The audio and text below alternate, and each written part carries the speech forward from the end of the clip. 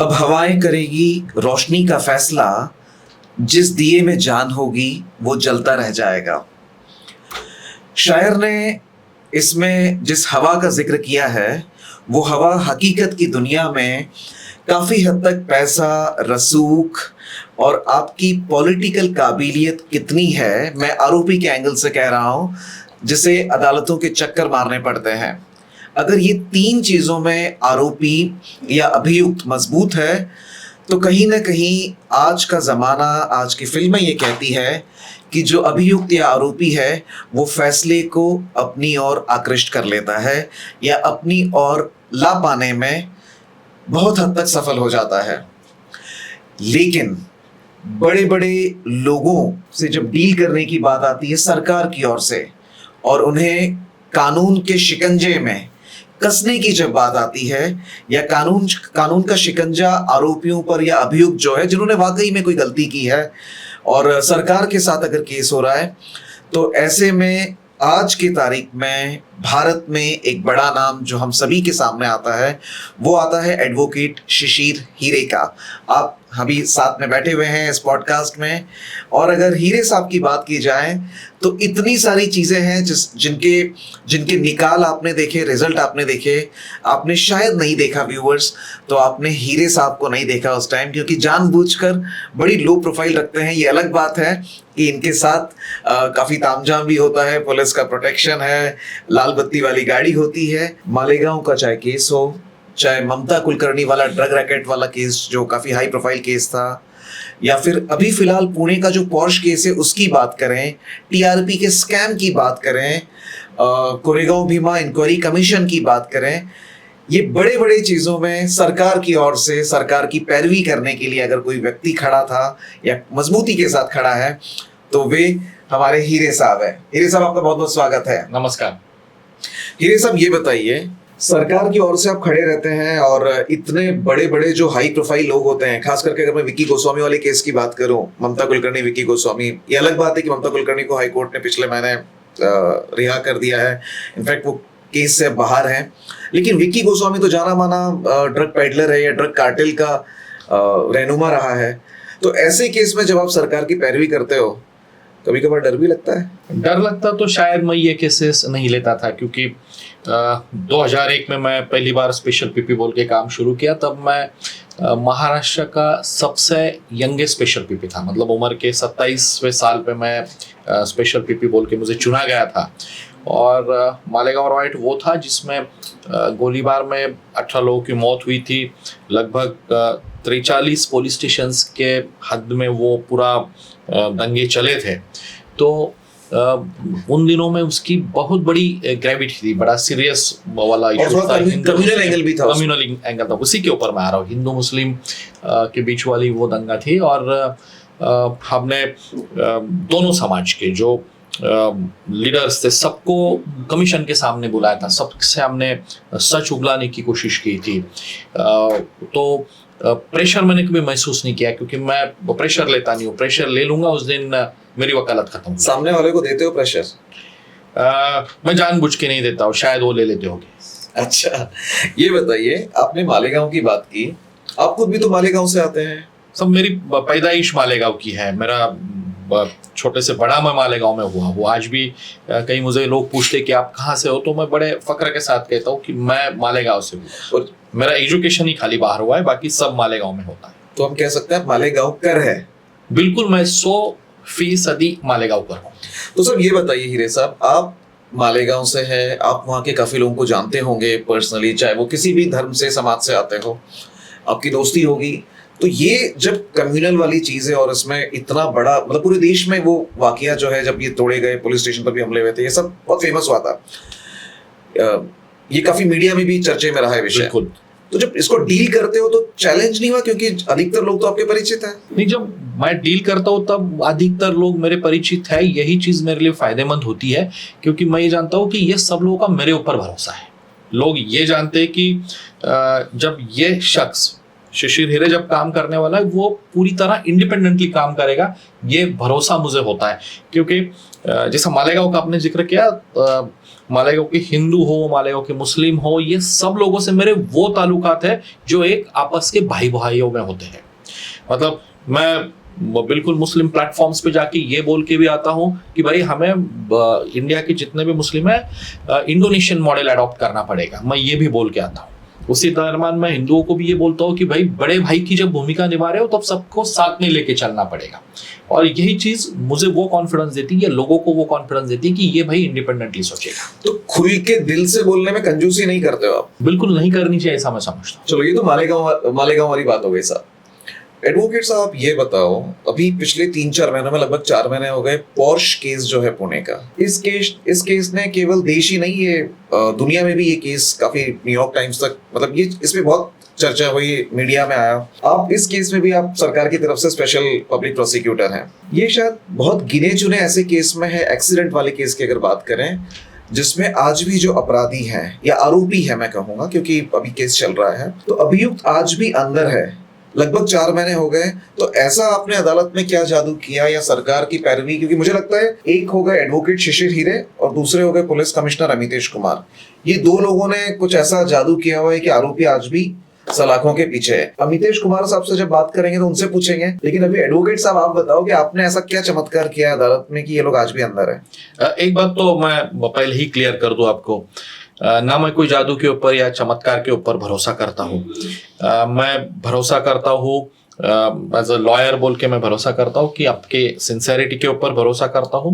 मैं दूसरा भरोसा करता हूँ कि कायदा क्या बोलता है, लॉ क्या है, वो उसको आप किस ढंग से इंटरप्रेट करते हो, और वो आप जो इंटरप्रेट करते हो वो ऑनरेबल जजेस को एक्सेप्टेबल है या नहीं है, इस चीज के ऊपर मैं भरोसा करता हूँ। और मेरा आज तक का हर मैटर में, मतलब खाली पोर्श वाली केस ही नहीं, अदर मैटर्स में भी ये मेरा हमेशा मेरी ये कोशिश रही है कि वो मैटर क्या है वो सही ढंग से कोर्ट के सामने रखा जाए, वो इंटरप्रेट की जाए। और जब हम इंटरप्रेट करते तो फैक्ट्स और उसके साथ वाला लॉ, ये दोनों चीजों को सामने रख के आपस में मिला के इंटरप्रेट करना होता है। लेकिन आपको ये तो मानना पड़ेगा कि ये एक ऐसा केस है जिसमें आरोपी जो है 4 महीने तक अंदर है, जहां आप लॉयर नहीं, ऐसे कई सारे केसेस है एक्सीडेंट के जिसमें इमीडिएटली अपराधी को या आरोपी को जो है वो बेल मिल जाती है, तो इसमें कैसे नहीं मिली और आपने ऐसा क्या किया? मैं बाकी केसों के बारे में नहीं बोलूंगा, बाकी जो केसेस होती है उनके बारे में मैं नहीं बात करना चाहूंगा, लेकिन ये चीज जरूर है कि ये मैटर में आज तक बेल नहीं हुआ। इसमें बेल नहीं हुआ, इसके पीछे कुछ रीजंस भी है। एक तो ये रीजन है कि पुलिस का जो भी कुछ इन्वेस्टिगेशन हुआ है वो काफी हद तक अच्छा इन्वेस्टिगेशन है। कोई भी इन्वेस्टिगेशन 100% परफेक्ट नहीं होता है। कोई भी इन्वेस्टिगेशन ऐसा नहीं होता है कि एक्यूज्ड कभी बेल ही नहीं हो पाएंगे, ऐसा भी नहीं होता है। मतलब जब हमारी सिस्टम बोलती है कि bail is a rule, jail is an exception, तो प्राइमा फेसी ये चीज ही सामने आती है कि भाई बेल देना है। तो ऐसी कोई इन्वेस्टिगेशन नहीं होता कि जिसमें बेल मिल ही नहीं सकती है। तो बेल मिलना ही एक्यूज का राइट होता है। लेकिन ये केस के तरफ आप जब देखते हो तब बहुत ज्यादा हद तक प्रॉपर इन्वेस्टिगेशन हुआ है, और जो इन्वेस्टिगेशन हुआ है उसका मैं इस्तेमाल मैं कोर्ट के सामने मैं कर रहा हूँ। मैंने कोर्ट को ये बताया कि ये पूरे ऑफेंस की तरफ हमें खाली एक्सीडेंट का ऑफेंस बोल के नहीं देखना है। ठीक है, क्योंकि ये ऑफेंस ऐसा हुआ है कि एक्सीडेंट होने के बाद जो कुछ घटनाएं हुई है, जैसा कि जो पूरा हुआ था, जो एविडेंस था, एविडेंस के साथ खिलवाड़ किया गया, एविडेंस बदलने की कोशिश की गई। आप ब्लड सैंपल्स की बात कर रहे हैं? मैं ब्लड सैंपल्स की बात कर रहा हूं। और जब एविडेंस बदलने की कोशिश की गई तो वो खाली प्रोसिक्यूटिंग एजेंसी, मतलब पुलिस के साथ या हम जैसे जो प्रोसिक्यूटर्स हैं उनके साथ नहीं हुआ था। ये जुडिशियल सिस्टम को भी गुमराह करने की कोशिश की गई थी, क्योंकि कायदे में कुछ प्रोविजंस या धाराएं ऐसी है, वो कहती है कि जब कुछ अथॉरिटीज के रिपोर्ट्स आते हैं, जैसे CFSL है, मतलब जो फॉरेंसिक लैबोरेटरीज के रिपोर्ट्स है, या मिंट अथॉरिटीज के रिपोर्ट्स है करेंसी के बारे में जो आते हैं, तो उनको एज इट इज एक्सेप्ट करना चाहिए, उनको एग्जिबिट करना चाहिए। दिस इज व्हाट ये समझा जाता है कायदे के अंदर। और जब आप इस लैबोरेटरीज के रिपोर्ट्स ही बदलते हो तब आप ट्राई करते हो कि आप जो पूरा जुडिशियल सिस्टम है, जो लॉ एडमिनिस्ट्रेशन की जो सिस्टम है, उनको ही आप कहीं पे गुमराह करने की कोशिश करते हो। और ये बड़ी सीरियस बात है, और ये सीरियस बात ऐसा मैं नहीं कर रहा हूँ, खाली मैं नहीं कह रहा हूँ, मतलब मैंने तो कोर्ट के सामने बताया कि ये बहुत सीरियस है, लेकिन हमारे जो माननीय सर्वोच्च न्यायालय है उन्होंने भी कुछ मैटर्स में ऐसा कहा है कि आप जब एविडेंस के साथ खेलते हो, आप जब जुडिशियल सिस्टम के साथ गुमराह करने की कोशिश करते हो, तो आपका ये जो रवैया है वो संगीन है, उसको बहुत सीरियसली लेना चाहिए। क्योंकि आपने जुडिशरी को भी गुमराह किया एक तरह से, एक तरफ से ट्राई किया जाता है। सब ये बताइए, अब इस मामले में ये जो CCL है, child in conflict with law, ये बंदे का तो ब्लड चेक नहीं हुआ है क्योंकि ब्लड सैंपल चेंज हो गया था। अब ये चीजें चार्जशीट में लिखी गई है। ऐसे केस में आगे कभी भी उसके ब्लड सैंपल से तो साबित नहीं होगा कि वो पिया हुआ था कि नहीं था, क्योंकि वो ब्लड सैंपल बचा ही नहीं, वो है ही नहीं। क्या इसका केस पर नेगेटिव असर पड़ेगा? एक चीज जरूर है कि खाली एक ही चीज के एविडेंस के ऊपर प्रोसिक्यूशन रिलाई नहीं करती है। हम खाली इसी के ऊपर नहीं कि ब्लड सैंपल नहीं है या ब्लड सैंपल में उसका अल्कोहल नहीं आ रहा तो उसने पिया ही नहीं होगा, ऐसा नहीं है। वहां पे कई सारे विटनेसेस थे, हमारे पास CCTVs है, हमारे पास जो आई विटनेसेस है वो है, सर्कमटेंशियल एविडेंसेस है, बील्स है जो दिखाते हैं कि बड़े पैमाने में लिकर कंज्यूम की गई थी। CCTV दिखाते हैं कि ये जो बच्चा था ये बच्चा वहां था। तो ये सब चीजों का क्यूमुलेटिव इफेक्ट हमें देखना पड़ेगा। बस ये बताओ श्रीमान, आपको प्रोसिक्यूशन से या आपको पुलिस से इतनी सारी चीजें चाहिए थी कि आप अपना केस मजबूत बना सके? और मैंने खुद पर्सनली देखा है पुलिस कमिश्नर अमितेश कुमार पर या उस समय जो DCP देख रहे थे उनके ऊपर या एडिशनल CP पर जो प्रेशर था वो दिखता था, खासकर मीडिया का जब उनसे इंटरेक्शन होता था। पॉलिटिकल प्रेशर्स भी था उन पे, गवर्नमेंट का था, विरोधी पक्ष जो पार्टीज है उनका था। तो आपके ऊपर भी ये सारे चीज में कुछ प्रेशर मतलब कि क्या बहुत ज्यादा फॉलोअप, आप ऐसा नहीं ऐसा कीजिए, पुलिस की ओर से या गवर्नमेंट की ओर से या आपके जो पीयर्स हैं या बाकी और कोई एडवोकेट्स हैं कि भाई इसमें शिशिर साहब आप हैं तो इसमें इंसाफ मिलना चाहिए, आप ऐसा नहीं आप ऐसा करो, और उसके चक्कर में आप ज्यादा भाग दौड़ कर रहे हैं, ऐसा कुछ हुआ? नहीं, बिल्कुल नहीं। मैं कोई चीज के लिए बहुत ज्यादा भाग दौड़ नहीं करता हूँ, सही में कहा। Was it like just another case? It's a just case। मेरे लिए एक ब्रीफ है, गवर्नमेंट या यहाँ की पुलिस मेरी क्लाइंट है और मेरे क्लाइंट का जो भी कुछ पक्ष सामने रखना है उसके लिए जितना करना जरूरी है उतना मैं हमेशा करता हूँ। ओके। और आज 4 महीने बाद, लगभग 4 महीने बाद आप जब पलट के देखते हैं 120 दिन बाद इस केस को, तो लगभग 120 दिन कहूंगा मैं, आपको लगता है जितना जस्टिस होना चाहिए था या आपकी तरफ से जो जस्टिस होना चाहिए था वो हुआ है? और ये जो भी मकाम आपने इसमें हासिल किया है आज, इसके पीछे पुणे पुलिस का भी रोल बनता है आपको मदद करने में, आपका प्रोसिक्यूशन स्ट्रॉन्ग करने में? बिल्कुल। पुणे पुलिस का प्रॉपर इन्वेस्टिगेशन इसमें नहीं रहता तो शायद ही हम ये मकान तक आ जाते जहां पे एक एक्सीडेंट के केस में बेल रिजेक्ट हो जाता। नहीं तो एक्सीडेंट के केसेस को वॉकिंग ऑफेंस कहा जाता है। वॉकिंग ऑफेंस की डेफिनेशन ही ये है कि भाई आप ऑफेंस कर लो, पुलिस स्टेशन में जाओ और बाहर आ जाओ, आपको कुछ नहीं होगा। और जब इसमें बच्चा इन्वॉल्व हो 18 साल के नीचे वाला तो और भी केस सीधी सिंपल हो जाती है, बच्चे ने किया हुआ है तो उसमें कोई किसी को डिटेन करने का, किसी को लॉजिकली जजमेंट तक ले जाने की बात ही नहीं बचती, क्योंकि मानो ना मानो अनफॉर्चुनेटली हमारे सिस्टम में कुछ लैक्यूनाज रहे हैं, वो एक्ट वाले लैक्यूनाज है। और ये चीज आज नहीं काफी बार सामने आई है कि ये लैक्यूनाज है। मैं समझता हूँ कि ये चीज आज नहीं तो कल लैक्यूनाज दूर भी हो जाएगी। इस केस को हम लोग एज ए पुणेकर न्यूज और मैं पर्सनली भी खुद राइट फ्रॉम फर्स्ट डे हम लोग कवर कर रहे थे। और मुझे लगता है आपने ऐसे दस्तावेज भी देखे होंगे जैसे पुणेकर न्यूज का नाम होगा, पुणेकर न्यूज आपके कुछ स्क्रीनशॉट्स भी उसमें है, मैंने देखे हैं, चार्जशीट में है। तो ये बताइए साहब, आपके सामने, क्योंकि विरोधी पक्ष जो है बड़े लोग हैं, रसूख वाले लोग हैं, अनाप शनाप पैसे भी हैं और बहुत अच्छे देश के जाने माने उन्होंने लॉयर्स भी हायर किए, मतलब एडवोकेट्स हायर किए जो उनके लॉयर्स हैं। तो वैसे केस में ठीक है, आपने अदालत के सामने अपनी बात रखी, आपने काफी सारे गैप्स लैक्यूनास पे काम किया, लेकिन जब बड़े बड़े लॉयर्स की टीम जहां पर है तो वहां पर जब आप डील करते हो तो it's not just another case. आपके ऊपर आप कितना भी कहें कि भाई मेरे पे प्रेशर नहीं बनता है, मैं तो अपना काम कर रहा हूं, लेकिन जब इतना टफ मैच चल रहा है तो उसमें अपने आप को स्ट्रेट काम पर और ये सोचना कि भाई मैं, मेरा क्लाइंट जो पुणे पुलिस है, महाराष्ट्र गवर्नमेंट है, उसके साथ मैं इंसाफ कर ही पाऊंगा, ये कैसे करते हैं? सब दो चीजें मैं पहले बताना चाहूंगा। एक तो जब मैं केस हाथ में लेता हूँ या आर्ग्यू करने खड़ा रहता हूँ तो मेरी भूमिका बहुत ज्यादातर अर्जुन जैसी होती है।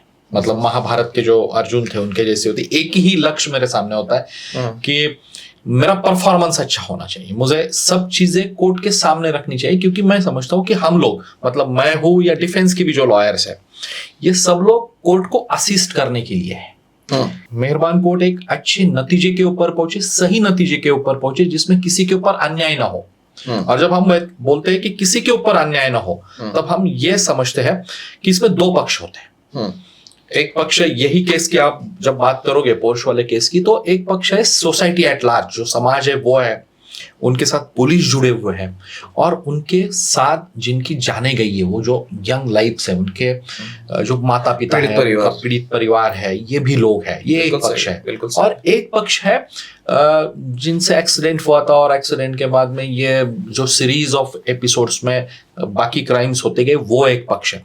तो ये दोनों पक्ष के ऊपर अन्याय ना हो, ये कोर्ट को देखने होता है, और वो अन्याय ना हो इसके लिए हमें मदद करनी होती है। मतलब ऐसा कहा जाता है कि कोई भी हो, डिफेंस से हो या प्रोसिक्यूशन से हो, वो लॉयर को विथ ऑल फेयरनेस, मतलब बड़ी सच्चाई से, बड़ी सादगी से सब चीजें रखनी है, फिर कोर्ट उसका फैसला करने वाला होता है। मतलब मैं तो हमेशा समझता हूं कि एज अ लॉयर हम फैसला करने वाले कोई नहीं है, अपनी बात रखना है, हमें अपनी बात रखनी है। अपनी बात सही है गलत है वो मेहरबान कोर्ट हमेशा समझने वाला है। तो यही एक लक्ष्य रख के मैं जाता हूं कि मुझे मेरी बात बहुत सटीक ढंग से रखनी है, और वो सटीक ढंग से रखते वक्त मैं ये भी देखता हूँ कि जिनके बारे में आपने अभी जिक्र किया कि देश के बड़े बड़े लॉयर्स, बिल्कुल बड़े बड़े लॉयर्स इसमें आए, लेकिन मैं इन सब के तरफ, मेरे कोई ये प्रतिस्पर्धी नहीं है, मेरे ये द्वंद्वी नहीं है, ये मेरे सब दोस्त हैं। और जब मैं पुणे की बात करता हूँ, तो यहाँ जो भी लॉयर अपेयर हुए, वो सही में मेरे पहले से दोस्त रहे हैं। अच्छा, लेकिन उनका दोस्त होना, ये चीज देखिए एडवोकेट साहब, आपका नेटवर्क बहुत स्ट्रांग है, आपका जो कनेक्शन है, मतलब ये बाहर भी बोलते हैं, क्योंकि मैं खुद क्राइम कवर करता हूं, तो मैंने देखा कि आपका, चाहे वो पुलिस हो, चाहे वो ब्यूरोक्रेसी हो, हर जगह आपके दोस्त हैं। शायद मेरी जो मतलब पैदाइशी जड़न घड़न जो है वो इस ढंग की होगी। मैं जैसा आपने कहा कि मैं शिशिर हीरे हूँ, मतलब मैं एक हीरे फैमिली से हूँ। हम लोग गए, मतलब 1932 से मेरी जो फैमिली है वो सोशल वर्क में रही है, तो वही एक रीजन होगा कि हम लोगों के, या बहुत ज्यादा इजीली मैं पब्लिक में जा सकता हूँ। आप आश्रम भी चलाते हैं, आप किसानों की मदद भी करते हैं, वो मेरी एक सोशल रिस्पॉन्सिबिलिटी, क्योंकि मैं समझता हूँ कि समाज में जब आप आए हो, तो खाली आप खुद के लिए नहीं आए हो, मतलब लॉयर बोल के बड़ा नाम करने के लिए, या कुछ औहदा मिलाने के लिए, या पैसे मिलाने के लिए मैं आया हूँ, ऐसा मैं नहीं समझता हूँ। बट इसमें सरकार भी मदद करती है आपकी, जो आश्रम या ऐसा इस टाइप की जो चीज? अनफॉर्चुनेटली बड़े दुर्दैव से मैं ये कहूंगा कि अभी तक, आज तक वृद्धों के बारे में कोई पॉलिसी फ्रेमिंग नहीं हुई थी, जो पिछले कैबिनेट में ही फ्रेम होना शुरू हुई है। मतलब हमारे पास ऑर्फनेज है, हम ऑर्फनेज को गवर्नमेंट चलाती है, बहुत ढंग से चलाती है। जो दुर्गम इलाके के लड़के लड़कियां, उनके लिए हॉस्टल्स चलते हैं, लेकिन जो बूढ़े माँ बाप हो जाते हैं, जिनके लिए कोई नहीं है, उनके लिए सचमुच जरूरत है, उनके लिए बहुत ज्यादा जरूरत है। मतलब आप देखोगे कि उनके बहुत ज्यादा प्रॉब्लम्स है। मतलब किसी का बच्चा यूएस में पढ़ भी रहा हो या यूएस में नौकरी भी कर रहा हो, उनके माँ बाप पुणे में बैठे हैं, तो उनके लिए यहाँ पे फैसिलिटर नहीं रहे, उनको कोई हॉस्पिटल लेके जाने वाला नहीं रहा। कई जगह तो ऐसे, मैंने जो मालेगांव में हम लोग जो आनंद मंगल वृद्धाश्रम चलाते हैं, उसमें आज 22 माँ बाप है। मैं कहता हूँ कि ये 22 माँ बाप है, मतलब जरूरी नहीं है कि 11-11 है, 6-7 मेल है, 12-13 जी भी है हमारी। तो इनके तरफ सही में देखने वाला कोई नहीं, उनको ना बच्चे हैं, ना उनकी इकोनॉमिकल हालत ऐसी है कि कोई बड़े शहर में जाके रह सकते हैं। मतलब 2 टाइम के खाने के वांदे उनको आ जाते हैं। तो ये अंदर से आप जब कह रहे हैं, तो अंदर से ये फीलिंग जो आती है, तो उसके लिए मुझे कहीं ना कहीं ऐसा लगता है कि हम सभी की जिम्मेदारी है कि हम भी सोसाइटी को दें, और उसके लिए जरूरी नहीं कि सरकार से लेकर ही दे, अपने पास जो थोड़ा बहुत बचे है उससे भी दे सकते हैं। नहीं, बिल्कुल सरकार के ऊपर डिपेंड रहने की जरूरत नहीं है। मैं हमेशा कहता हूँ कि ये वैसी इंडिविजुअल सोशल रिस्पॉन्सिबिलिटी, एक कारपोरेट सोशल रिस्पॉन्सिबिलिटी होती है, और मैं समझता हूँ कि ये मेरी individual social responsibility. So viewers, अगर ये गूगल पर आगे ये टर्मिनोलॉजी सर्च में आए, तो उसके आगे आपने ये सोचना है कि ये टर्मिनोलॉजी देने वाले एडवोकेट शिशिर हीरे हैं। Individual social responsibility. हीरे साहब, मैं वापस पॉर्श पे फॉर अ सेकेंड आऊंगा। पब्लिक ने, वो कानूनन सही है कि नहीं we don't know, but public ने ये देखा कि एक ऐसे लिखने वाला ट्रैफिक को लेकर, एक ऐसे 300 शब्दों का, और उस बेस पर काफी मीम्स बने और एक तरह से मजाक भी हुआ कि भाई क्या मतलब क्या मजाक है कि ऐसे लिखने को दे दिया, और जेजेबी ने, उसमें आपका क्या कमेंट है? सब देखो, जब पब्लिक मीम्स बनाती है या पब्लिक कमेंट्स करती है, तो मैं ये एक चीज़ जरूर समझता हूँ कि बहुत ज़्यादा बार, मैं ऐसा नहीं करता हूँ हमेशा, बहुत ज़्यादा बार उसमें सीरियसनेस का अभाव होता है। खाली सीरियसनेस का ही अभाव होता है ऐसा नहीं है, वो चीज़ों में प्रॉपर नॉलेज का भी काफ़ी बार अभाव होता है। मतलब सभी में होता है ऐसा नहीं है, बहुत ज़्यादा बार ऐसा होता है। तो मीम्स या कमेंट्स, ये जो कायदे का विद्यार्थी है, मैं समझता हूँ, मैं खुद कायदे का विद्यार्थी है, सीरियसली लेने जैसी चीज़ें नहीं है। और जो भी कुछ जैसे भी इसकी जो भी कुछ ऑर्डर्स थी, वो सही है या गलत है, ये चीज़ों का फैसला हायर अथॉरिटीज़ या हायर कोर्ट्स करेंगे। लेकिन एक चीज़ जरूर है कि कायदे के दायरे में जब हम देखें, तब इससे अलग कुछ होगा ऐसा मुझे नहीं लगता है। सो आप कहीं ना कहीं इस बात को कह रहे हैं कि कायदे में जो लिखा था वो हिसाब से किया गया, और आपकी खामोशी ये भी बता रही है कि बाद में इसमें हाई कोर्ट का जो जजमेंट आया था उसमें भी यही कहा गया कि भाई ये जो गाड़ी चला रहा है ये अभी तक अंदर क्यों है, रूल के हिसाब से इस बंदे को बाहर होना चाहिए। तो कायदे भी इम्प्रूव करने की जरूरत है, कायदे भी थोड़ा बहुत चेंज करने की जरूरत है। सब आपने बहुत सही चीज उठाई। मतलब मैं समझता हूँ कि आज के ये हमारा जो इंटरेक्शन होगा, इसका सबसे मेन जो ये होगा बेनिफिट जो होगा, तो शायद ये चीज को बढ़ावा मिलेगा, एक चीज के ऊपर डिलिब्रेशन शुरू हो जाएगा कि कायदे में बदल करने की कोई जरूरत है क्या। जब तक मैं समझ रहा हूँ, जहां तक मेरे आज तक के एक्सपीरियंसेस है, कि कायदे ने जो नाबालिग के लिए जो 18 साल का लिमिटेशन डाल के रखा हुआ है, वो मुझे लगता है कहीं ना कहीं चेंज होने का टाइम आ चुका है। जिस ढंग से हमारी सोसाइटी बदलते जा रही है, पुराने जमाने में ऐसा बोला जाता था कि 20 साल का है फिर भी अक्ल नहीं आई। आज 15 साल का लड़का है, 14 साल का लड़का, उसको पूरा मालूम है कि वो क्या कर रहा है, क्योंकि सोसाइटी बदल चुकी है जी, उसको एक्सपोजर बदल चुका है। तो कितना होना चाहिए सर अभी एज आपके साथ? मैं समझता हूँ कि ये नीचे लाके कहीं तो भी 16 साल तक ले आना चाहिए। दूसरा, मैं समझता हूँ कि बहुत ज़्यादा इवैल्यूएशन करने की ज़रूरत है। मतलब ये भी हो सकता है कि शायद 20 साल का आदमी हो और वो कुछ नहीं समझ रहा हो, इसके लिए साइकोलॉजिकल उसका बिहेवियर समझने की कोशिश होनी चाहिए। साइंटिफिकली हमें आगे जाना पड़ेगा कि वो आदमी का एक्यूम कितना है, वो बच्चे का एक्यूम कितना है, कितनी चीज़ों समझ रहा है प्रॉपरली, तो उसके लिए आगे जाने की बड़ी जरूरत पड़ेगी। एडवोकेट साहब जो कह रहे हैं ये केवल आपके लिए नहीं, बल्कि मैं सरकार से भी इस पॉडकास्ट के माध्यम से गुजारिश करूंगा कि आने वाले समय में ये चीज पर अगर एक्सपर्ट, हीरे साहब जैसा एक्सपर्ट आदमी अगर ये कह रहे हैं, तो मुझे लगता है कानून के और जो भी जानकार हैं या सरकार का जो कानून मंत्रालय है, ये चीजों को देखने की जरूरत है। आने वाले समय में कानून का फायदा उठा के आरोपियों ने बचना नहीं चाहिए, बल्कि कानून के बेस पर उन्हें उचित शिक्षा मिलनी चाहिए। सर, आपने ना जेजेबी के कानून को लेके बात करी और आपने बड़े स्ट्रॉन्ग तरीके से अपनी बात सामने रखी। ये तो हो गई लीगल पार्ट, लेकिन इतने पिछले 20-25 साल में आपने काफी कुछ पर्सनली भी देखा है, आपने ऐसे केस देखे होंगे। हम लोग अभी पोर्श की बात नहीं कर रहे, लेट्स मूव आउट। बिल्कुल, यहाँ से बाहर निकल के गाड़ी से बाहर उतरते हैं। वैसे पोर्श ने एक नया डीलरशिप कोरेगांव पार्क में स्टार्ट किया है, सॉरी कल्याणी नगर में स्टार्ट किया है। खैर, तो जेजेबी के जो मामले हैं उनको लेकर कई बार आपके मन में भी तो प्रतिरोध या ऐसा उत्पन्न होता होगा कि भाई कानून में ये लिखा है, लेकिन ये केस अगर देखें तो यहाँ पर तो काफी कुछ कानून के साथ खिलवाड़ हुआ। ऐसा कोई केस देखा है क्या आप?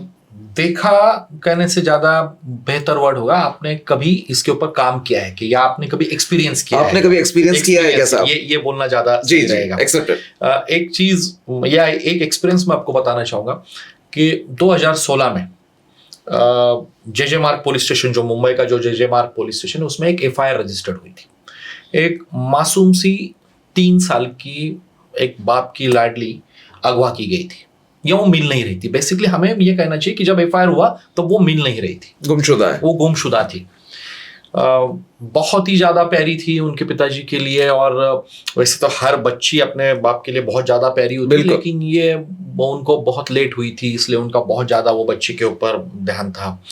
और जब वो बच्चे को ढूंढना पुलिस ने, वो इलाके वालों ने, वो बिल्डिंग वालों ने शुरू किया, तब सब लोग उसमें शरीक हो गए थे, सब लोग ढूंढ रहे थे। एक लड़का भी उसमें था जो काफी एक्टिवली ट्राई कर रहा था कि ये बच्ची मिल जाए। वो मस्जिद में जाके ऐलान भी कर रहा था कि किसी ने देखा है क्या इस ढंग की, मतलब इस फैमिली की हेल्प कर रहा है, ऐसा उसमें दिख रहा था।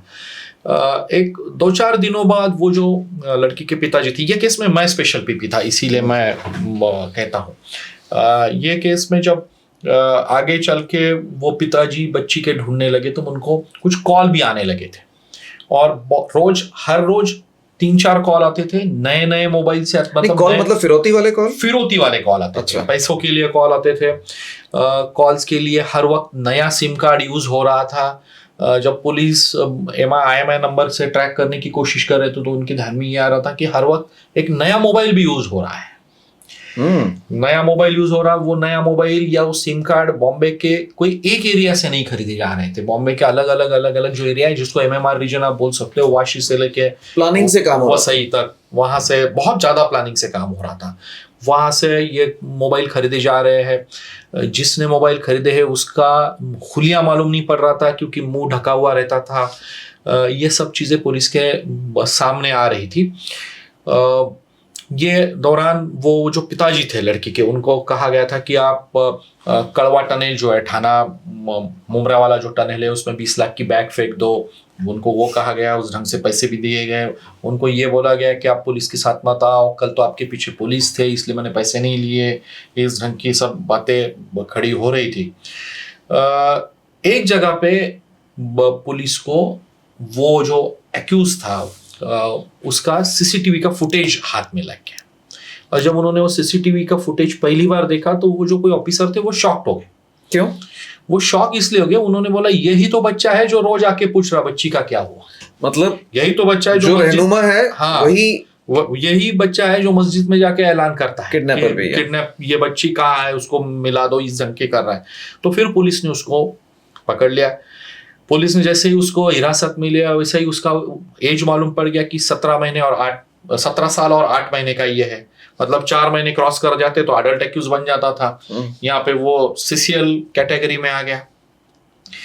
उसको विधि संघर्षित बालक हो गया। बड़ा अच्छा सटीक हिंदी वर्ड उसके लिया गया है।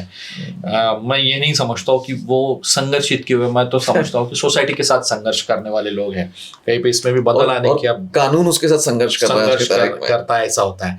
जब बोर्ड के सामने लेके गए तो बोर्ड को तो उसमें कोई कस्टडी देने का प्रावधान नहीं है, कोई प्रोविजन नहीं है। इमीडिएटली वो बच्चे का MCR हो गया। जब पुलिस ये मैटर तहकीकात करने लगी कि वो बच्ची का हुआ क्या, तो मालूम पड़ा ये बच्ची की डेथ हो चुकी। अच्छा, मार दिया उसको? वो बच्ची को मार दिया था। और वो बच्ची का किडनैप करने के लिए ये लड़के ने एल्फिस्टन कॉलेज से, मतलब वो एल्फिस्टन में 12th साइंस पढ़ता था, तो एल्फिस्टन कॉलेज से इसने क्लोरोफॉर्म ले लिया था। ये घटना के 7-8-10 दिन पहले क्लोरोफॉर्म वो ले आया था। ये क्लोरोफॉर्म लाने के बाद उसने वो बच्ची को क्लोरोफॉर्म सुंघाया, बच्ची की मौत हो गई। बच्ची की बॉडी कहाँ ले जानी है, तो उसने उसके ऊपर उसको कपड़ों में ढक के उसके ऊपर चारों बाजू से अत्तर लगा के, रोज उसको ये अत्तर लगाता था, सेंट्स परफ्यूम्स यूज करता था कि इससे कोई सेंट नहीं आए, मतलब दुर्गंधी बाहर नहीं आए। मतलब किस लेवल का तो ये बच्चे की केस जब हमारे पास आई, हम JJ बोर्ड के सामने गए और JJ बोर्ड को कहा कि ये इसकी एक्टिविटी हीनियस है, और खाली हीनियस है, सीरियस है ऐसा ही नहीं है, लेकिन जो प्रिपरेशन इसने किया ये अडल्ट माइंड है, मतलब एक fully grown up matured harden criminal का माइंड है। ये मैंने JJ बोर्ड के सामने रखा। JJ बोर्ड ने हमारा कहना मान लिया। JJ बोर्ड ने बोला बिल्कुल सही है, ये हार्डन क्रिमिनल है, ये हार्डन क्रिमिनल है, इसको अडल्ट सिस्टम में कमिट किया जाए। ये लड़के को अडल्ट सिस्टम में कमिट कर दिया। जब हम मैटर चलाना शुरू करने गए तब तक उन्होंने एक अपील सेशंस कोर्ट में फाइल की थी। सेशंस कोर्ट ने भी कहा कि ये बिल्कुल हीनियस है, हार्डन क्रिमिनल है, इसको अडल्ट सिस्टम में ही ट्राई करना है। ये मैटर जब मुंबई उच्च न्यायालय में पहुंचा तो मुंबई उच्च न्यायालय में एज फैक्टर कंसिडर हुआ और कोर्ट ने कहा कि नहीं, वो 18 साल का नहीं है और आप इसको हीनियस ऑफेंस नहीं बोल सकते हो, ये बच्चे में इंप्रूव होने का बहुत ज्यादा चांस है। अच्छा। अनफॉर्चुनेटली वो बच्चे को फिर नीचे वाले जे बोर्ड के सामने रखा गया, नीचे वाले कोर्ट में भेजा गया। तो मैं समझता हूँ कि यहाँ पे कहीं ना कहीं बदलाव आने की अब जरूरत आ चुकी है। मतलब वो 17 साल और 8 महीने का था, 4 महीने क्रॉस कर देता तो एडल्ट बोल के एडल्ट सिस्टम में ट्राई हो जाता था, सोसाइटी को एक लेसन मिलता था, लेकिन वो नहीं हो पाया। बड़ी अफसोस की है। मतलब ये कानून के साथ केवल खिलवाड़ नहीं है, ये भद्दा मजाक है एक तरह से। मैं समझता हूँ कि खिलवाड़ या मजाक दोनों को बाजू छोड़ेंगे, लेकिन कानून में जो कुछ लैक्यूनास है, लैप्सेस है, जो मतलब करेक्शन होना चाहिए, उसमें करेक्शन होना चाहिए। नोटेड। सब और एक चीज बताओ, हमने पोर्श की बात की, हमने मालेगांव की बात करी, आपने टीआरपी स्कैम भी तो हैंडल किया है। टीआरपी स्कैम में आप स्पेशल पब्लिक प्रोसिक्यूटर थे, काफी सारे टीवी चैनल्स, किसी का नाम लेके हम किसी की पब्लिसिटी बढ़ाने में कोई मदद नहीं करना चाहेंगे, लेकिन बड़े बड़े जो न्यूज़ चैनल्स हैं उनके लोग उस समय, बाद में ये केस क्लोज हो गया, पुलिस ने भी इसको विड्रॉ कर लिया, ये सब आगे की बात है। How was it? मैं चैनल में ही बात कर रहा हूँ, चैनल वालों के सामने बात कर रहा हूँ, एक एंकर के सामने ही बात कर रहा हूँ। कुछ नया सीखने मिला। मतलब जो रूटीन हम लोग जिससे खेलते हैं, मतलब इंडियन पिनल कोड हो या नया न्याय संहिता हो या नागरिक सुरक्षा संहिता हो या भारतीय पुरावा कायदा हो नया जो है, इनसे कुछ अलग उसमें था। मतलब अलग एजेंसीज थी, उनके खुद के रूल्स थे, और वो रूल्स का भंग हो तो किस ढंग की प्रोविजंस होनी चाहिए वो था। और ये भी समझ में आया कि कमर्शियल वर्ल्ड क्या हो सकता है, किस ढंग से एडवर्टाइजमेंट्स होती है, एडवर्टाइजमेंट किस बलबूते पे दी जाती है और उसको कितना आगे ले जाया जाता है। हाँ, मतलब उसका इस्तेमाल किस ढंग से होता है वो एडवर्टाइजमेंट का। मतलब जो व्यूअरशिप है, मतलब जो चैनल चलाते हैं, मतलब छोटे छोटे आजकल बहुत छोटे चैनल्स भी शुरू हो चुके हैं, गांव में इंफॉर्मेशन अब बांटी जा रही है, दी जा रही है। बिल्कुल सही तो ये भी छोटे चैनल्स है, तो इनको भी ये एंगल समझ लेना चाहिए। मुझे लगता है कि सस्टेन होना है तो एडवर्टाइजमेंट नहीं, और एडवर्टाइज किस ढंग से मिल सकती है और क्यों मिल सकती है, ये भी समझ लेना बहुत जरूरी है। उस समय आपने बड़ा काम किया, लेकिन बाद में तो ये केस रफा दफा हो गया। अभी कुछ रिसेंट पास्ट नहीं, मैं समझता हूँ कि रफा दफा होना ये वर्ड बहुत विड्रॉ हो गया। फिर ये मैटर विड्रॉ हुआ। काफी कंसिडरेशंस होते हैं कायदे में, वो सब चीजों को सामने रखे सरकार को निर्णय लेने की अधिकार है। और वैसा जो 321 की जो पुरानी प्रोविजन थी सीआरपीसी की, तो उसके तहत इसके ऊपर डिसीजन हुआ था, और वो एडमिनिस्ट्रेटिव डिसीजन है बेसिकली। तो ठीक है, पत्रकारिता वाली भाषा में इसको रफा दफा कह ही सकते हैं, क्योंकि जिस तरीके से इसमें आगे चीजें हुई, वकालत की लैंग्वेज में हम लोग विड्रॉल कह सकते हैं। ठीक, आपकी इस बात को मैं सम्मान पूर्वक एक्सेप्ट करूंगा। ये बताइए साहब, इससे आगे बढ़ते हैं। काफी सालों पहले हिंदी फिल्म इंडस्ट्री की एक जानी मानी हीरोइन ममता कुलकर्णी और उनके पति विक्की गोस्वामी, इन लोगों का एक ड्रग कार्टेल में नाम आया, और फिर उसके बाद में अरेस्ट भी हुआ। और खास करके विक्की गोस्वामी की अगर बात करें तो वो आदमी को दुबई में जेल हो चुकी है।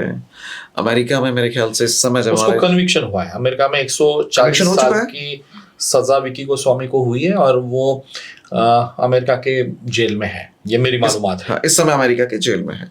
ममता कुलकर्णी वाले केस में कोर्ट ने उनको इस समय वो जो केस थी जो थाने में 2016 में फाइल हुई थी, तो उसमें से उनको डिस्चार्ज किया हुआ है।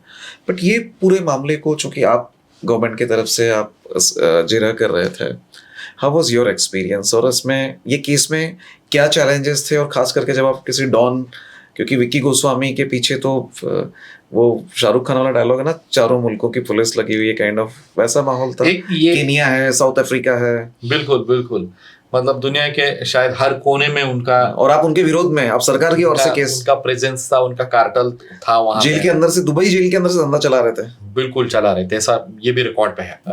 ये मैटर में मैं जरूर स्पेशल पीपी रहा हूँ, और बहुत सारे इंटरनेशनल कॉल्स उन दिनों में मुझे जनरेट होते थे। तो मैंने एक डिसाइड कर लिया था कि भाई कोई कॉल उठाना नहीं है, कोई कॉल उठा के अपना खुद का, जिसको आप मनस्वास्थ्य कहते हो, वो खराब नहीं करके लेना। ये मैंने बहुत पहले ही उसके बारे में सोच लिया था। तो जैसा ही कोई इंटरनेशनल कॉल दिखता था मैं वो उठाना बंद कर दिया था।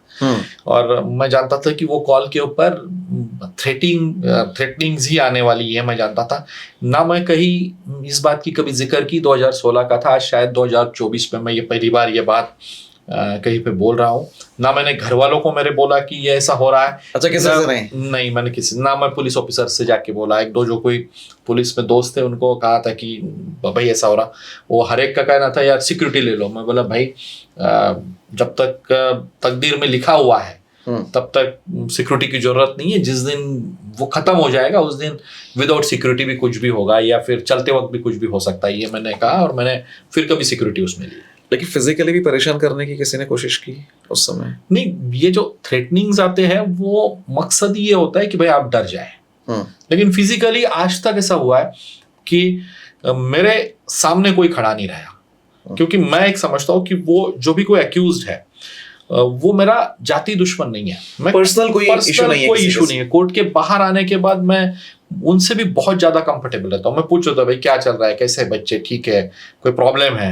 मतलब कोई बोल दे कि मेरी माँ एडमिट है साहब, ऐसा ऐसा है, तो मैं बोलता हूँ भाई बता दो कहाँ मुझे मदद करनी। तो मैं वो जरूर करता हूँ, क्योंकि मैं समझता हूँ वो मेरा पर्सनल राइवल नहीं है, मेरा ना पर्सनल दुश्मन है। कोई वेंडेटा नहीं होता, कोई वेंडेटा नहीं होता। अंदर जीरा करी और बाहर जो है वो दिमाग में लेके चल रहे हैं, वो इशू नहीं है। कोई इशू नहीं है। और ममता कुलकर्णी की ओर से इसमें हाउ वाज इट? ये तो आपने विक्की का बताया, बट कहीं ना कहीं वो दोनों साथ में वो साथ में थे, साथ में रहे हैं, ये चीज का काफी पुख्ता रिकॉर्ड ये मैटर में था। अब चूंकि आप एक पब्लिक प्रोसिक्यूटर भी हैं, जाने माने पब्लिक प्रोसिक्यूटर है, आपका अपना लॉ फर्म भी है, कभी ऐसा लगता है कि आगे चल के जज बनना चाहिए या जो कॉलेजियम है उसके माध्यम से उस साइड जाना चाहिए एक, या फिर चलो समाज की सेवा करते हैं तो थोड़ा सोशल वर्क में चले जाएं फुल टाइम के हिसाब से, या आपका काफी सारे पॉलिटिशियन से संबंध आता है तो चलो राजनीति की ओर चलते हैं? हीरे साहब के दिमाग में एक दिन आया कि चलो इस टाइम इस साइड में चल, मतलब क्योंकि आप उस मुकाम पर है जहां आप गवर्नमेंट में लोगों को जानते हैं, जहाँ पॉलिटिकली काफी जो हाई प्रोफाइल लोग हैं उनको जानते हैं, ऐसे ऑफर्स, ऐसी अपॉर्चुनिटीज तो आती होगी हीरे साहब? पहला मुद्दा जैसा आपने बोला कि जज बनना है क्या, तो मैं समझता हूँ कि जैसे अच्छे जजों की समाज को जरूरत है वैसी ठीक ठाक लॉयर्स की भी जरूरत है, और मैं वो ठीक ठाक लॉयर बन के ही रहना ज़्यादा पसंद करूँगा। दूसरी बात रह गई सोशल वर्क की, तो मेरे तरफ से जितना हो पाता है छोटे मोटे पैमाने पे वो मैं कर रहा हूँ। लेकिन फिर भी मैं एक चीज़ जरूर समझता हूँ कि समाज बदलना हो तो आपको फुल टाइमर होना चाहिए। मतलब पॉलिटिक्स हो या सोशल वर्कर हो, आपको फुल टाइमर होना चाहिए। मतलब 2 दिन काम करो और हफ्ते के 6 दिन फिर या 5 दिन दूसरा काम करो करके टिकमार्क वाला काम नहीं हो, टिकमार वाला काम होके समाज नहीं बदल पाएगा। और मैं समझता हूँ कि बहुत ज़्यादा ज़रूरत आज आ चुकी है। अपने देश के बारे में जब देखते हो तो ये बहुत ज़रूरी आ चुका है कि कुछ मतलब बेसिक चेंजेस करने की हमें ज़रूरत आ चुकी है। मतलब एग्रीकल्चरिस्ट के इश्यूज ले लो तो वो भी बहुत ज़्यादा है। 13% इरिगेटेड लैंड के ऊपर हम लोगों को, किसानों को, काश्तकारों को कहते हैं, जो 70% ऑफ दी अपनी आबादी एग्रीकल्चर पे डिपेंड है, पॉपुलेशन उसके ऊपर डिपेंड है, जहाँ से सबसे ज़्यादा बड़े पैमाने पे बेरोजगार तैयार हो रहे हैं, उनको हम कहते हैं कि भाई 3 महीने के क्रॉप के ऊपर आपका सस्टेन कर लो, तो वो नहीं होने वाला, वो होने नहीं वाला। तो उसके लिए कहीं ना कहीं काम करने की जरूरत है समय समय। और बाद में एजेंट लोग उनको खा जाते हैं, एजेंट खा जाते हैं। कहीं ना कहीं बदल लाना है तो आपको एक्टिव होना पड़ेगा, ये मैं हमेशा। तो रुझान है हमारे एडवोकेट हीरे साहब का, रुझान है। मैं रुझान की नहीं बात कर रहा हूँ, मैं मेरा इनर फीलिंग बोल रहा हूँ कि ये होना जरूरी है। मतलब रुझान तो बहुत लोग शुरू से लेके आ जाते हैं, मतलब फिर मैं उनको प्रोफेशनल पॉलिटिशियंस कहता हूँ। अच्छा, तो वो वाला एक अलग ये है। लेकिन समाज बदलना हो तो आपको फुल टाइमर होना पड़ेगा। तो आपने कहा कि भाई आप एडवोकेट है और आप उस लाइफ में यू आर हैप्पी, आप उसमें खुश हैं। कभी ऐसा होता है जब सरकार की ओर से आप जिरह करने जा रहे हैं या किसी केस को लेने जा रहे हैं, तो पुलिस की ओर से या प्रोसिक्यूशन की ओर से जो बैकअप में जो काम होना चाहिए वो हुआ ही नहीं है, पेपर्स ही नहीं है, सबूत ही नहीं है, और आपको जो है विदाउट हथियार कोर्ट में खड़ा कर दिया गया है, आप संभालो, और फिर बाद में केस आपके हाथ से निकल जाता। तो कभी इन चीज़ों को लेके परेशानी भी होती है? जरूरी होती है, मतलब परेशानी होती है। उसका वजह ये भी है कि आप कुछ डिफरेंट माइंडसेट में होते हो काम करने के, और जब पेपर देखते हैं तो समझ में आता है अरे ये पेपर ही नहीं है, या फिर कुछ पेपर में लैक्यूनाज इस ढंग से रह जाते हैं कि जब कोर्ट आपको पूछता है ऊपर से कि ये क्या है, क्योंकि जब हम कोर्ट के सामने जाते हैं तब जान के ये जाते हैं कि ये जुडिशियली फुल्ली ट्रेंड माइंड के सामने हम जा रहे हैं। मतलब जजेस का जो ग्रूमिंग होता है वो बहुत ही अच्छे ढंग से होता है।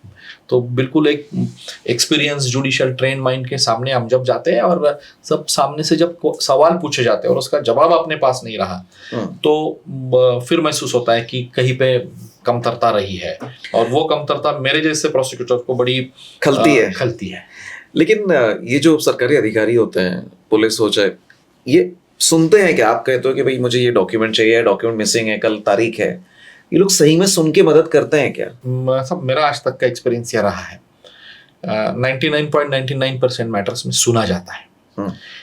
जहाँ पे सुना नहीं जाता है वहां पे उनके खुद के कुछ रिस्ट्रिक्शंस या उनके खुद के कुछ रिस्ट्रेंस हैं। एक रिस्ट्रेन उनका है, टाइमिंग का बहुत बड़ा रिस्ट्रेन उनके पास है। मतलब हम पुलिस और पब्लिक की संख्या का प्रमाण व्यस्तता देखें तो दुनिया की सबसे कम पुलिस ये देश में है उनके ऊपर, और अपने यहाँ पे पुलिस को इन्वेस्टिगेशन छोड़ के बाकी कामों में ज्यादा एंगेज किया गया हुआ है। और जिस ढंग से सोसाइटी बदलते जा रही है तो लॉ एंड ऑर्डर ही एक बहुत बड़ा इशू बनते जा रहा है। हर दिन हर नुक्के पे हर चौक पे कुछ ना कुछ हो रहा है, वीआईपी सिक्योरिटी आंदोलन हो रहे हैं, वीआईपी सिक्योरिटीज है, इसमें पुलिस को ज्यादा व्यस्त करके रखा है। मतलब मैं समझता हूँ कि और 10-20 साल में ये टाइम आ जाएगा कि पुलिस या तो खाली लॉ एंड ऑर्डर करेगी या कुछ नहीं करेगी। मतलब इसके लिए टाइम आया है कि ये दो चीजों को बायफर्केट किया जाए। मतलब लॉ एंड ऑर्डर संभालने वाली एक अलग से टीम हो, इन्वेस्टिगेशन डिटेक्शन करने वाली एक अलग से टीम हो। ये होगा तो ही मैं समझता हूँ कि बढ़ते हुए पॉपुलेशन में हम बैलेंस कर पाएंगे। नए जमाने में, इस नए समय में मीडिया के साथ साथ अब सोशल मीडिया भी बहुत स्ट्रांग है, और कई जगह तो ऐसा लगता है कि सोशल मीडिया ने मीडिया को, जो रूटीन मीडिया है, उसको पीछे छोड़ दिया है काफी हद तक। आपके केसेस पर, आज के जजेस पर, आप जैसे जो लॉयर्स हैं, एडवोकेट्स हैं, मीडिया में किसी भी केस को लेके जो कहा जाता है, खासकर सोशल मीडिया में जो सुना जाता है, कहा जाता है, लोग मीम्स बनाते हैं, इसका असर पड़ता है आने वाली तारीखों पर? टिकम जी, आप भरोसा नहीं करोगे, लेकिन मैंने जो आज की जो बहुत बड़ी ये केस जो चल रही, जिसकी सब जगह चर्चा है, काफी मीम्स बने, ऐसा मैंने आप लोगों से सुना, या सोशल मीडिया पे काफी चीजें सर्कुलेट हुई, वो पोर्श कार की मैंने सिंगल मीम्स भी नहीं देखी, या मैंने सिंगल सोशल मीडिया भी आज तक टच नहीं किया। ना मैं कभी इंस्टा पे जाता हूँ, ना मैं फेसबुक पे जाके कुछ ढूंढने की ये चीजों की कोशिश करता हूँ, या मैं कभी व्हाट्सएप पे आके देखता हूँ कि क्या वहां पे भरा पड़ा हुआ है। मतलब आप बहुत कम लोग ये चीज के ऊपर भरोसा करोगे, लेकिन ये रियलिटी है। आप अलूफ रखते हैं उससे? मैं बिल्कुल उनको हाथ नहीं लगाता। जजेस से फर्क पड़ता है या सामने वाले जो एडवोकेट्स हैं, या जजेस को जिन लोगों ने जो बाकी जो अधिकारी होते हैं उनकी ओर से? क्योंकि जब मार्केट में हाहाकार हो रहा है तो ये आवाज आप लोगों तक जाती तो है। सब आवाज जरूर जाती है, और उनके पास वो आवाज ज्यादा जाती है जिनके पास बहुत ज्यादा टाइम है उसमें इन्वॉल्व होने का। गली कुचे पे, नुक्के पे बैठ के मैं समझता हूँ कि हमारे जितने भी जज महोदय हैं उनके ऊपर कामों का इतना बर्डन है कि उनको खुद की तरफ देखने को फुर्सत नहीं है, वो सोशल मीडिया में जाके कहाँ देखे। और गए भी तो भी मैंने जैसा शुरू में कहा था कि well experience judicially trend mind है, उनको मालूम है कि when to separate grains from the chaps, उनको मालूम है। मतलब मिट्टी से दाने कब निकाल लेने हैं उनको मालूम है, इसलिए वो इस चीजों से कहीं कोई फर्क नहीं पड़ता। ओवरऑल करियर के एंगल से अगर बात करें तो बहुत सारे ऐसे युवा बच्चे हैं जिनका फोकस है आगे जाके वो लीगल प्रोफेशन में आए, वे खुद एडवोकेट बने या कॉर्पोरेट लॉयर्स या कॉर्पोरेट में जाएं। उस दिशा में उन लोगों को जो ये पॉडकास्ट देख रहे हैं, क्या मैसेज है और उनकी तैयारी कैसे होनी चाहिए, किन बातों का ध्यान रखना चाहिए उन्होंने? बिल्कुल आपने ये सही सवाल पूछा, क्योंकि मैं खुद ये समझता हूँ कि ये देश में आने वाले दिनों में अच्छे लॉयर्स की बहुत ज्यादा जरूरत रहने वाली है।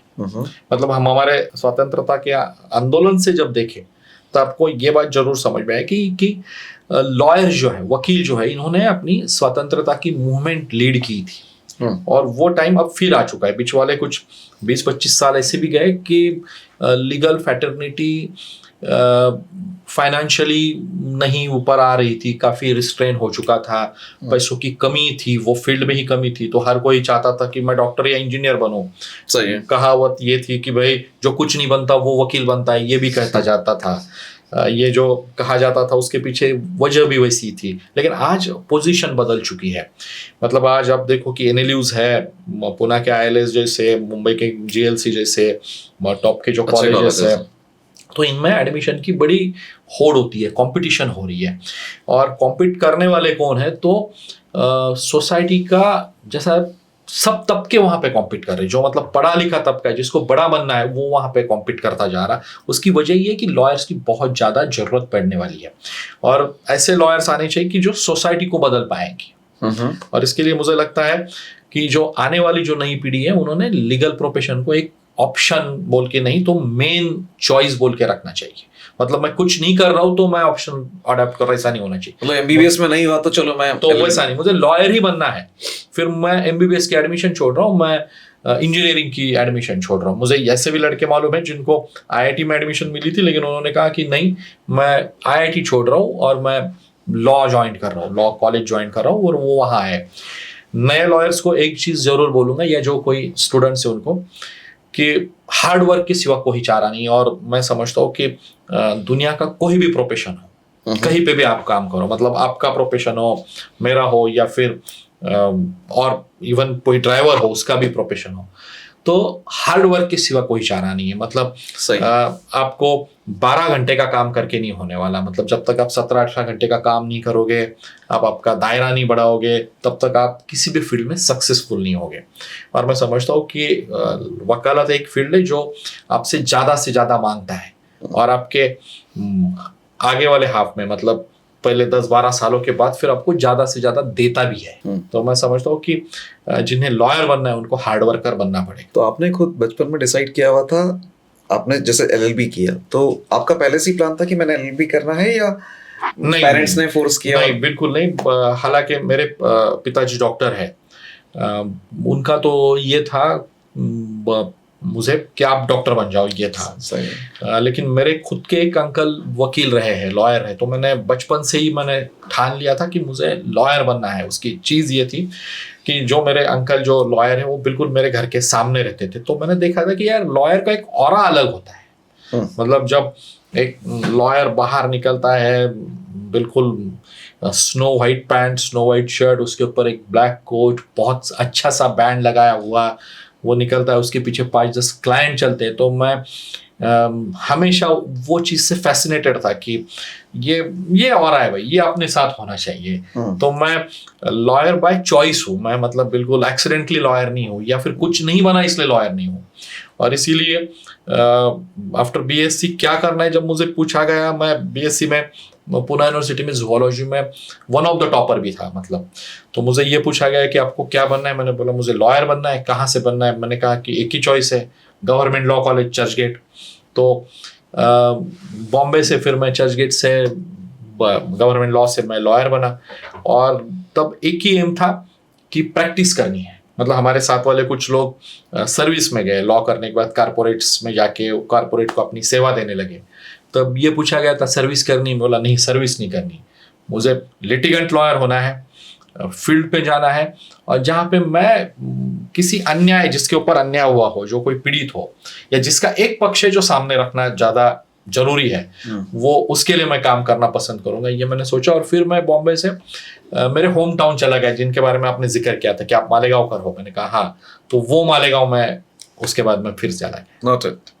और ये सब करते हुए आप जब स्पेशल पब्लिक प्रोसिक्यूटर बनते हैं स्पेसिफिक केसेस में, तो सरकार के साथ में काफी सरकार या अधिकारियों के साथ में काफी क्लोजली काम करने का एक मौका भी होता है। कई बार उनको न्याय दिलाने में ज्यादा भाग दौड़ भी करनी पड़ती है। ये सब करते हुए फैमिली लाइफ के साथ, या जो एक वर्क लाइफ बैलेंस वाला कॉन्सेप्ट है, उसमें थोड़ा बहुत प्लस माइनस होता है? नहीं, थोड़ा बहुत क्यों, मैं समझता हूँ बहुत ज्यादा माइनस होता है। मतलब सबसे बड़ा सफर होने वाला कोई हो तो फैमिली सफर होती है। मतलब मेरे बारे में कहा जाए तो मेरे माता पिताओं के बारे में ये हुआ कि वो सफर हुए। मतलब गए 10-15 साल से मैं हर हफ्ते में 3000 से ज़्यादा किलोमीटर मैं घूमता हूँ और खाली सैटरडे संडे घर जाता हूँ। सैटरडे संडे जाने के बाद भी सोशल वर्क है, फिर सोशल एंगेजमेंट्स है, उसमें टाइम जाता है। मतलब मुझे सबसे बड़ा दुख तो ये रहा कि लास्ट दिसंबर में मेरी माँ चल बसी। उन दिनों में भी मैं माँ के साथ ज़्यादा नहीं रुक पाया। मतलब शायद उसको मेरी बहुत ज़्यादा ज़रूरत थी आखिरी वाले सालों में, लेकिन ये कामों का जो प्रेशर होता है या काम आपको चलाने हैं, क्योंकि जब आप स्पेशल पीपी बोल के जाते हो तब आप एक रिस्पॉन्सिबिलिटी लेके जाते हो कि भाई ये मेरा मैटर है, मैं बहुत अच्छे ढंग से रखूंगा, कोर्ट से मैं न्याय दिलवाने की कोशिश करूंगा और ये न्याय मैं जल्दी से जल्दी दिलवाने की कोशिश करूंगा। तो उसके लिए आपको टाइम इज ऑल्सो इम्पोर्टेंट। तो आपको फिर आपके दिवाली, दशहरा, सन ये सब छोड़ के निकलना पड़ता है। काम मुझे याद नहीं कितने बर्थडेज को मैं घर पे रहा हूँगा गए 13 साल में, मैं हार्डली कभी एक आधा होऊंगा। पर एंजॉय करते हो ये भागदौड़ को, जीते हो आप, एंजॉय करते हो? मैं बिल्कुल एंजॉय करता हूँ। शायद वही एक टाइम होता है मैं मेरे वाइफ से बात करता हूँ गाड़ी में से। मतलब जितना मैं घर पे रह के बात नहीं कर पाता हूँ उतना ट्रैवल में बात कर लेता हूँ। मतलब उसका, मेरे पूरे परिवार का, भाई है, इन सब लोगों का बहुत ज़्यादा सपोर्ट रहा है यहाँ तक पहुँचने में। मतलब शायद उनका सपोर्ट नहीं रहता तो यहाँ पे नहीं आता था। मतलब घर के कोई चीज़ों की तरफ देखना नहीं पड़ता है, जॉइंट फैमिली है, भाई देख लेते, मिसेस देख लेती, सब चीज़ें हो जाती है। वंडरफुल। तो आप एडवोकेट शिशिर हीरे जी, इन्होंने इनका जो काम है उसको लेकर सारी बातें की, हमने कई सारे सवाल पूछे और बेबागी के साथ उन्होंने हर सवाल पर या हर कमेंट पे अपनी बात रखी। साथ ही साथ उन्होंने ये वाली बात भी कही कि जब वाइट या एकदम शुभ्र रंग के ड्रेस पर आप जब लॉयर वाला कोट पहन के चलते हैं और 8-10 क्लाइंट आपके साथ होते हैं या 8-10 लोग आपके साथ चल रहे हैं तो वो चीज़ का एक अलग ही ऑरा होता है। खैर, ये एक लाइट लेवल पे उन्होंने कहा आने वाले बच्चों को जो इसमें इस चीज़ में काम करना चाहते हैं। लेकिन पॉर्श वाले केस में जो उन्होंने एक्स्ट्रा ऑर्डिनरी काम किया है, इससे पूरी दुनिया ने देखा है और तरक्की का ये जो आपका सफर है ये ऐसे ही चलते रहे। बहुत सारी शुभकामनाओं के साथ मैं टीकम शेखावत फ्रॉम पुणे का न्यूज़। धन्यवाद। Thank you sir. Thank you everyone.